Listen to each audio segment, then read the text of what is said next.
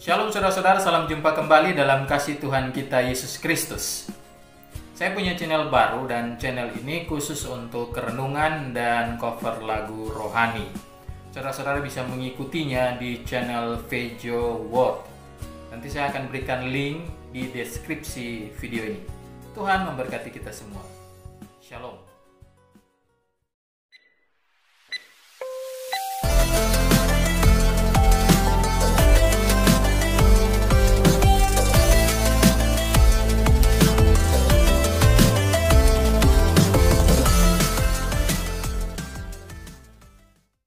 Shalom saudara-saudara, salam jumpa kembali dalam kasih Tuhan kita Yesus Kristus. Jika Yesus Raja Damai, lalu mengapa dalam Matius 10 ayat yang ke-34 mengatakan bahwa Dia datang bukan untuk membawa damai? Temukan jawabannya dalam video ini, jangan di-skip supaya saudara benar-benar memahaminya. Simak terus. Video kali ini untuk menjawab pertanyaan di akun Instagram saya. Shalom Bang Ferdi, saya mau tanya mengenai kitab Matius pasal 10 ayat yang ke-34. Dikatakan bahwa Yesus datang bukan membawa damai, sedangkan kita tahu kalau Yesus adalah Raja Damai. Mohon penjelasannya, terima kasih, Tuhan Yesus memberkati. Saudara-saudara, Yesus memang disebut sebagai Raja Damai, dan hal ini tercatat dalam ayat berikut. Sebab seorang anak telah lahir untuk kita, seorang putra yang telah diberikan untuk kita, lambang pemerintahan ada di atas bahunya, dan namanya disebut orang Penasihat Ajaib, Allah yang perkasa, Bapa yang kekal, Raja Damai.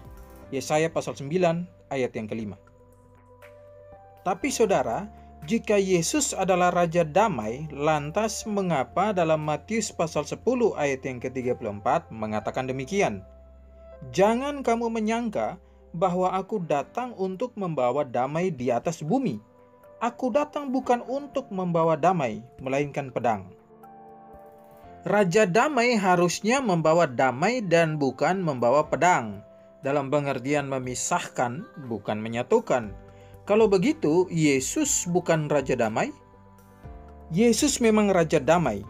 Selain catatan Yesaya 9 ayat yang kelima, Kitab suci mencatat juga di bagian lain seperti dalam Yohanes 14 ayat yang ke-27. Damai sejahtera ku tinggalkan bagimu, damai sejahteraku ku berikan kepadamu, dan apa yang kuberikan tidak seperti yang diberikan oleh dunia kepadamu. Janganlah gelisah dan gentar hatimu. Yesus memberi damai sejahtera. Jika demikian, maka Dia pasti pembawa damai dan Raja Damai itu sendiri.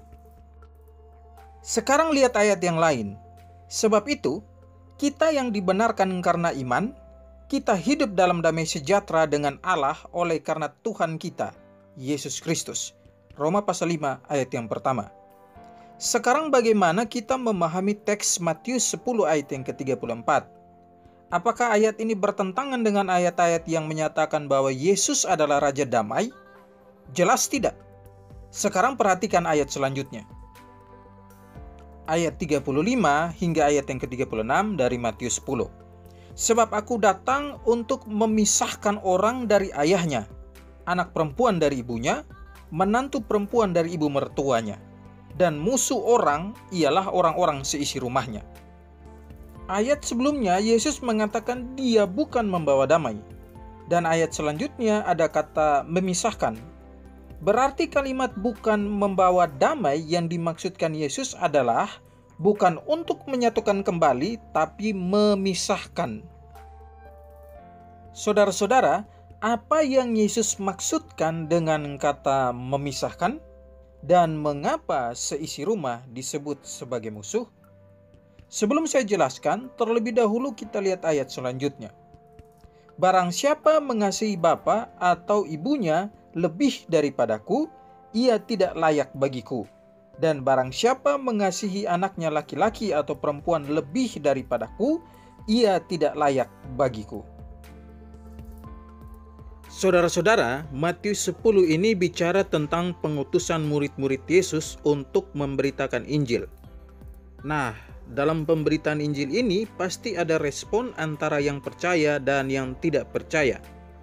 Yang percaya jelas mendatangkan damai sejahtera, tapi yang tidak percaya pasti menimbulkan pertentangan. Nah, apa yang dimaksud Yesus dengan memisahkan dan seisi keluarga disebut sebagai musuh? Saya beri contoh. Ada sebuah keluarga beragama lain. Pada suatu ketika, salah satu anggota keluarga menjadi Kristen atau percaya Yesus karena ada pemberitaan Injil. Keputusan dari salah satu anggota keluarga untuk percaya Yesus jelas tidak akan mendatangkan damai dalam keluarga, karena akan ada pertentangan di sana. Jadi maksud memisahkan dalam teks yang kita bahas ini adalah akibat dari respon yang percaya Yesus dan yang tidak percaya Yesus, akan membuat keluarga yang tadinya bersatu menjadi terpisah. Dalam keluarga yang tadinya mendukung menjadi menentang karena masalah kebenaran dalam Kristus. Ada beberapa kesaksian dari seorang yang pindah keyakinan dari agama sebelum dan menjadi pengikut Yesus. Mereka mengisahkan bagaimana sikap keluarga yang menolak Yesus. Mereka diusir dari rumah, tidak diakui sebagai anak, pemberian berupa harta diambil kembali. Dengan kata lain, mereka akhirnya dimusuhi oleh keluarga sendiri karena percaya Yesus. Nah, saudara-saudara, konteks Matius 10 ayat 34 hingga ayat 38 ini sama dengan yang saya contohkan. Saudara-saudara, selama kita menjadi pengikut Kristus, maka kita akan terus bertentangan dengan mereka yang tidak percaya Yesus. Satu-satunya penyebab kita tidak bertentangan dengan mereka adalah jika kita kompromi dengan dosa. Keluarga yang tidak percaya Yesus akan terus menentangmu dan memusuhimu. Jangan kompromi dengan dosa. Jangan memilih menjadi tidak percaya Yesus karena keluarga tidak percaya Yesus. Saudara-saudara, kalau saya berikan tafsiran lebih luas, maka teks yang kita bahas ini bukan hanya bicara tentang keluarga yang tidak percaya Yesus, tapi ini juga bisa bicara tentang komunitas kita, orang-orang yang ada di sekitar kita. Dalam hal lain, seperti aksi-aksi sosial, kita boleh sepakat dengan mereka yang tidak percaya Yesus, tapi masalah iman kepada Yesus itu harga mati. Jadi jawaban untuk pertanyaan, jika Yesus Raja Damai, lalu mengapa dalam Matius 10 ayat yang ke-34 mengatakan dia datang bukan membawa damai, adalah Yesus itu Raja Damai karena dia mendamaikan manusia dengan Allah, dia mendamaikan sesama manusia, juga dia memberi damai di hati kita. Tapi jika Anda bukan orang percaya, maka Anda tidak akan memperoleh damai sejahtera dari Sang Raja Damai. Yesus datang membawa damai sejahtera bagi orang yang percaya. Tapi bagi yang tidak percaya, maka kehadiran Yesus menimbulkan pertentangan. Demikianlah penjelasan mengenai teks Matius 10 ayat yang ke-34. Tuhan memberkati kita semua.